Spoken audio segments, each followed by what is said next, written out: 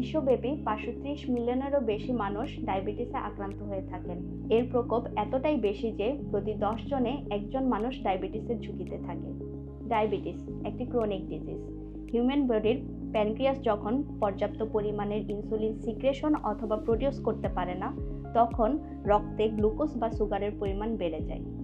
চলুন এখন জেনে নিই কারা এর ঝুঁকিতে বেশি আক্রান্ত হয়। যাদের ফ্যামিলি হিস্ট্রিতে ডায়াবেটিস আছে, ওভারওয়েট অথবা ওবেসিটি, ব্যাড লাইফস্টাইল অথবা bad food habit, high cholesterol level, ফিমেলদের ক্ষেত্রে পিসিওএস এবং প্রেগন্যান্সির সময় যাদের জেস্টেশনাল ডায়াবেটিস ডেভেলপ করে এবং পরবর্তীতে এটা পারসিস্ট করে থাকে। ডায়াবেটিসের স্থায়ী কোনো নিরাময় না থাকলেও প্রয়োজনীয় ট্রিটমেন্ট এবং সঠিক লাইফস্টাইলের মাধ্যমে এটি সম্পূর্ণভাবে নিয়ন্ত্রণযোগ্য এবং এর জটিলতাগুলো অনেকাংশেই নির্মূল করা সম্ভব। ভালো থাকবেন, সুস্থ থাকবেন। ধন্যবাদ।